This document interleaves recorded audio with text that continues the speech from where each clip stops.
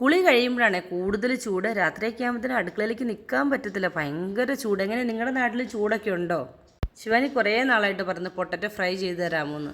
അങ്ങനെ ഇന്നത് ഉണ്ടാക്കാനായിട്ട് നമ്മൾ തീരുമാനിച്ചു. ശിവാനിക്കൊക്കെ എക്സാം നടക്കുവാണേ. എൻ്റെ സൈഡിലിരുത്തി ഞാൻ പഠിപ്പിക്കുകയും കൂടെ ചെയ്യുന്നുണ്ട് കേട്ടോ.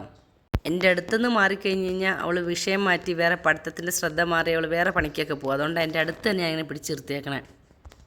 കുറച്ച് പാലിരിപ്പുണ്ടായിരുന്നു, അത് ഞാൻ എടുത്ത് ഉറയൊഴിച്ച് വെച്ചിട്ടുണ്ടായിരുന്നു. നമ്മൾ കൂടുതലായിട്ട് നമ്മുടെ വീട്ടിൽ തന്നെ ഉറയൊഴിക്കുന്നതാണ് ഉപയോഗിക്കുന്നത്. കടയിൽ നിന്ന് മേടിക്കുന്നത് എനിക്ക് അത്ര ഇഷ്ടമല്ല.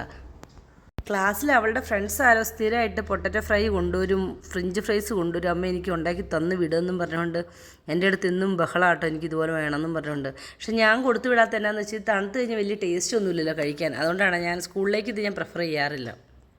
അവൾക്ക് ഇഷ്ടപ്പെട്ടത് ഉണ്ടാക്കി കൊടുക്കണോണ്ടാന്ന് തോന്നുന്നു. നല്ല ഉത്സാഹം കേട്ടോ പഠിക്കാനായിട്ട്. പരീക്ഷ കഴിഞ്ഞ് വരുമ്പോൾ ഞാൻ ചോദിക്കും എങ്ങനെയുണ്ടായിരുന്നു ശിവാനി പരീക്ഷ. അമ്മ എനിക്ക് ഒരു മാർക്ക് പോകും, അത് അവിടെ തെറ്റിപ്പോയെന്ന് എനിക്ക് തോന്നുന്നത്, എന്നെ ഒന്നും പറയരുത് കേട്ടോ മാർക്ക് പോയാലെന്നൊക്കെ പറഞ്ഞുകൊണ്ടാണ് വന്നത്. പേപ്പർ കിട്ടും പറയാം എന്താ അവസ്ഥ എന്ന്.